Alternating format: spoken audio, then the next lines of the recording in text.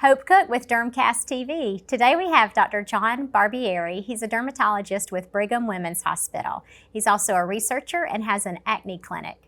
Welcome, Dr. Barbieri. It's a pleasure to be here. And I heard your talk earlier on acne. It was phenomenal. Thank you. I love how you're research-based, so you're not just sort of going with what the pharmaceutical companies want us to believe.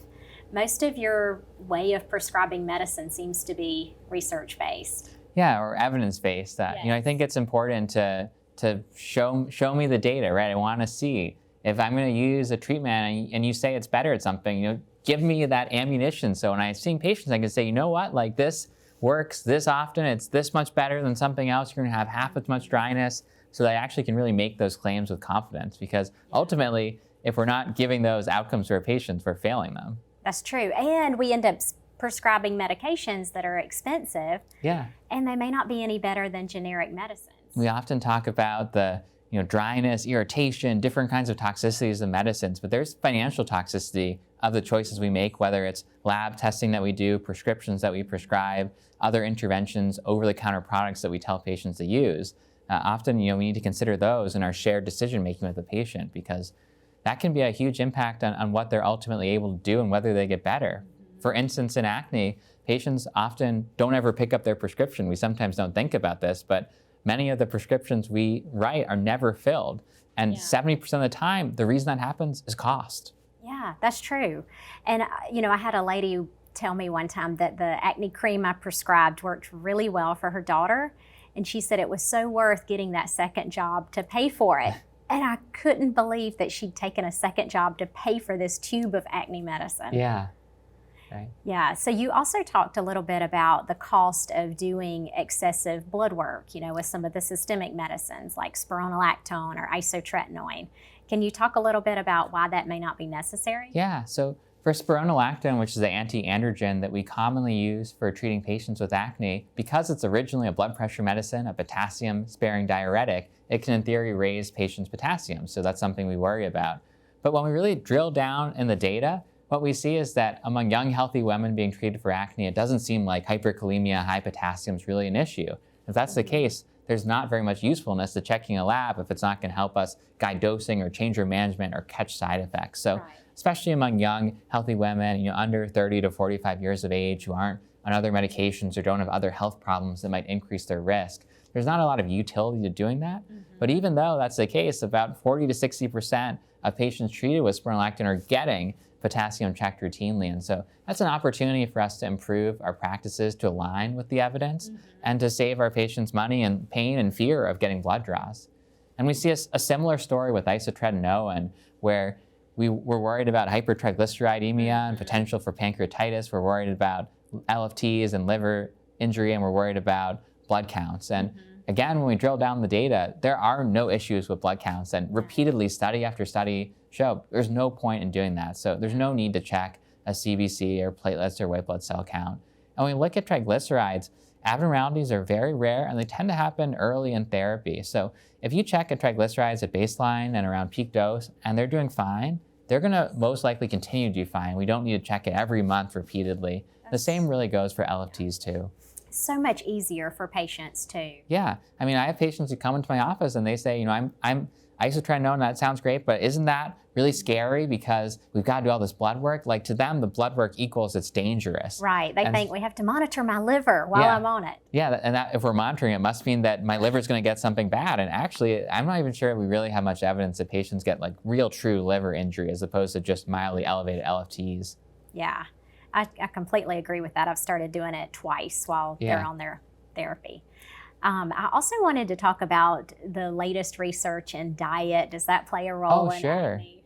Yeah, so diet's really interesting because there are certainly some factors that have pretty strong associations with acne. So really the biggest one is high glycemic diet. Patients who have a high glycemic diet, so that's eating a lot of sugary foods is really what that boils down to, are much more likely to have acne than those who don't.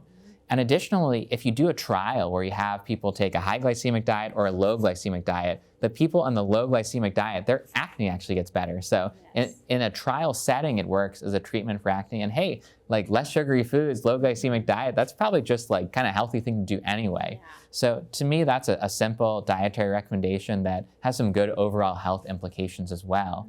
There's some other factors that have been associated with acne too, like milk, which is a little bit more controversial. There's some studies that show it might be associated, some not so clear.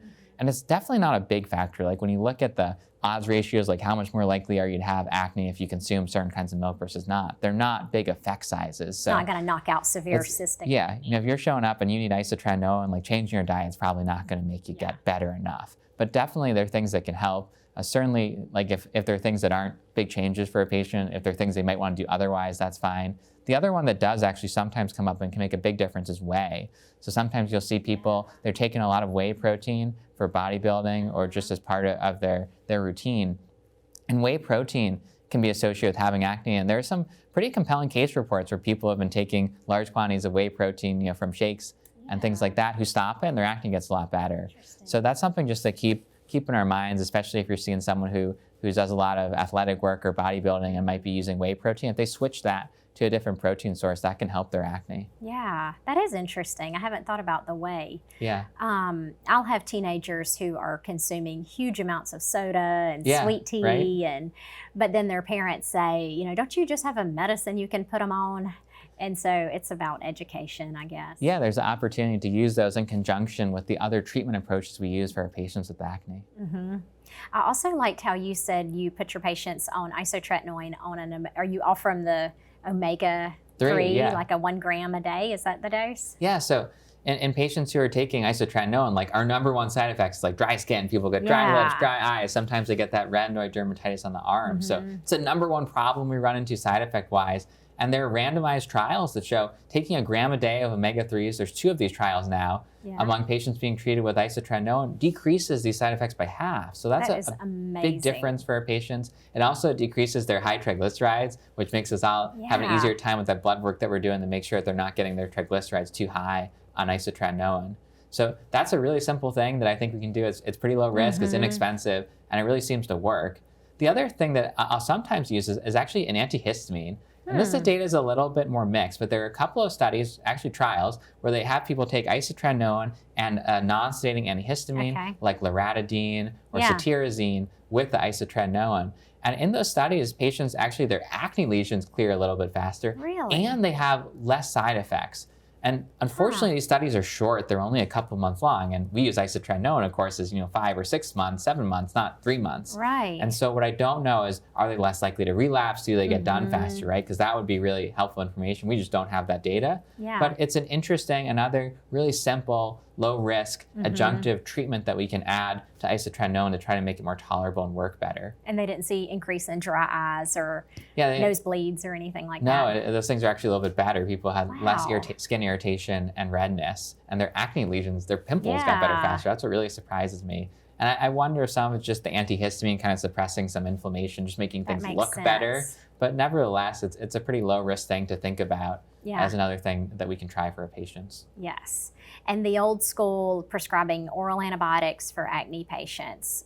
Can you talk about how that's not the best idea? Yeah, and to be frank, like antibiotics are a great treatment for the right patient. The thing is just thinking about who that patient is. So for patients with acne, oral antibiotics are the most common treatment, systemic treatment that we use. And they're by far and away the most common treatment that we use. And the question is, are there opportunities where another treatment might be better? So for women with acne, often a treatment that addresses the hormonal pathogenesis of acne, like spironolactone or a combined oral contraceptive, we have some data that they might work just as well as antibiotics, and potentially they're safer. We're not going to create GI side effects. We're not going to make antibiotic resistance. Unfortunately, antibiotics not only are associated with those problems, but they can also be associated with inflammatory bowel disease, with colon cancer, with strep throat. And so there's important risks of antibiotics, and if we can avoid those, that's always great.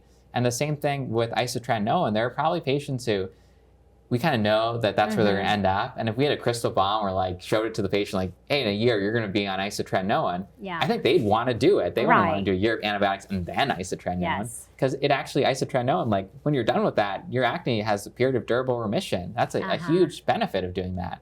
And so if we could better identify those patients and get them on the right treatment earlier, that would help us reduce our reliance on oral antibiotics. And that's going to improve our overall outcomes. So antibiotics, absolutely, there are patients where they're great treatments for them, where it's the best option and they work. But we want to try to be cognizant of the potential risks and downsides as well. And think about, are there opportunities to use some of these other treatments that maybe haven't been considered as much because we didn't have as much data, or because we were worried about concerns of side effects that over time, like isotretinoin, we used to be worried about inflammatory bowel disease, and that's been shown to not be an issue. We're worried about depression. That's been shown not to be an issue. So some of these things that maybe classically made us want to stay away from that, kind of reserve it for only the most severe patients, well, might actually be safer and more effective than we thought. And maybe we should consider it more broadly than we used to. Yeah. I have to say my worst acne patient would be like a teenage guy, maybe the third visit. So we've tried, we've tried topicals, we've tried antibiotics, and maybe they're self-pay, so they can't afford isotretinoin. Yeah, it's a really unfortunate problem, because even though it's a generic medicine, it's sort of not, because of actually the iPledge REMS program makes it all really branded generics. And so, a month of isotretinoin, if you're paying out of pocket, GoodRx is $100. Plus potentially any labs you have to do. So it's not a trivial cost, and that is a challenge. And that's where spironolactone's $10 a month. A lot of oral antibiotics like doxycycline, minocycline, $10, $20 a month. So combining a good systemic treatment with a really strong topical regimen is another way we can approach those patients where unfortunately they just can't access treatments that we'd love for them to be able to get. And that's where we just have to keep working and advocating for our patients at a health system level to be able to ensure they can get the best treatments. Yeah, you're right. Maybe give them samples, or I can only go so far for something like isotretinoin. And honestly, it's a whole acne-wide problem. I don't know if you've experienced this, but I've more and more over the years seen kind of acne get unfortunately viewed as like a cosmetic-only problem. And payers just won't. I've had payers who they just don't cover acne treatment. Like they're like, you can't get any acne medicines. We don't care. And I think that's really unfortunate, because when we look at the lived experience of patients with acne, it's really not just. It's more than skin deep. We see that they have trouble in school, they have trouble at work. Adult patients with acne, they get viewed as younger, less trustworthy or skilled by their colleagues, so that could impact their ability to be successful in the workplace. We see issues with depression and social isolation in relationships. So it's very important that we maintain access to our treatments for these patients, because they really need our help. I would think that would be one of the more rewarding parts of your job, is when you finally clear somebody up and they've suffered with it for so long. Yeah, I mean, one of the nice things about acne is we do have a lot of really great treatments. And so it's really amazing when you have someone they're depressed, they're having trouble at school or at work, they're having trouble in their social life, and you're able to make that big difference for them. And almost anyone, it's very rare that we have patients that we can't get better. And usually if we stick with it, if we're persistent with the treatments, if we can get payers to help support us in getting patients what they need, people get better, which is really great. Yeah. How do you monitor their skin lesions? Do you just do it with pictures, or do you actually count the lesions? Yeah, so when I'm doing clinical trials, we'll count the pimples, but when you're seeing people in the office, like, good luck trying to do that in an efficient manner. It takes too long. But we have a bunch of investigator global assessment tools we'll use. I like to use one called the Comprehensive Acne Severity Scale, or the CAS, and it's a 0 to 5 scale. And you can use it for not just the face, but also the chest and back, the trunk as well. So that's one of the things that I like about it. And I'll grade patients on that every time I see them, because it's just you look at them, and as you get used to it, you can do it a couple seconds, and I'll put that in the note, another couple seconds, and then over time, I can track how they're doing on their CAS scores. The other thing I actually think we should be thinking about more is patient-reported outcomes, because it's hard to take the time to count someone's pimples, but ultimately, what matters isn't how I think your acne looks, how you think your acne looks. And so we can use patient-reported outcomes, and we have some short ones, just a few questions that we can use in the clinic to try to understand their lived experience with acne, how they feel about it. And that's something they can do in the waiting room, and we can track it over time and see how their acne is doing. And I think that's something we need to consider more throughout dermatology is the role for capturing that patient experience in the clinic to both save us time, right? Then we're not doing it, they're doing the work for us, but we're understanding them better. we're able to provide them better treatment. We're able to track their outcomes better over time. Mm-hmm. Sometimes I'll ask the parents, how often does he or she come into the kitchen and say, I look horrible, or I don't want to go to school, or, and that kind of is very telling. And then I'll also ask teenage patients, on a scale of 1 to 10, 10 is, I look phenomenal, or a 1 is, I look horrible. Like, where do you fall on that spectrum? Yeah, I mean, that understanding that lived experience is critical, because you'll see people, they've got a bunch of pimples and they could care less, right? Yes. Their mom's like, won't you fix his acne? And as a teenage bunny's like, I just want to, I don't care, it doesn't bother me. Yeah. It'll go away in a few years. And then you see people, they have a couple pimples, and for whatever reason, it has a really big impact on them because it's impacting their social life more, maybe because they're in a career where that's more important than others. Mm-hmm. And so understanding that unique experience of the patient is really important to correctly choose the treatment that meets their needs. Mm-hmm. That is so true. Speaking of how it affects you emotionally and mentally, when you do put a patient on isotretinoin, and if they have a history of depression, do you get an okay from their primary care or from their... Yeah. So from my standpoint, a patient who has acne and is depressed is like a reason to be on isotretinoin. Exactly. Because when you look at the data, overall people's quality of life improves and their depression improves on isotretinoin, and probably because you know why they're depressed? Because acne causes depression, and acne causes suicidality. So treating their acne improves those symptoms. Mm-hmm. However, there are absolutely people who get idiosyncratic mood changes. And when I say idiosyncratic, I mean you can't predict them. It's not people who are depressed before. It could be anybody. And it might not be depression. They might be more irritable. They might just feel different. They might not feel themselves. And it's very rare, but it absolutely happens. And you take them off the medicine, they feel better. You put them back on, the same thing happens again. So it's something I keep an eye out for. It's something that we ask about at every visit. It's another, actually, I think, opportunity to use patient-reported outcomes. You could use something like the PHQ-2 or the PROMIS-D depression scale to screen patients in clinic for things like depression that you might be worried about. And really, any acne patient, you should be worried about that. Yeah. But I personally, I don't worry. Like if someone's depressed, I'm totally comfortable putting them on isotretinoin. We're gonna monitor things just like I would for any patient on isotretinoin, but it's not like a contraindication where I don't use it. Unfortunately, what sometimes happens is not necessarily that I ask for the okay, but that I get a preemptive not okay from their primary care doctor or psychiatrist because they've read some of the earlier reports about depression and aren't as up to date potentially on some of the newer studies that have shown that's not true.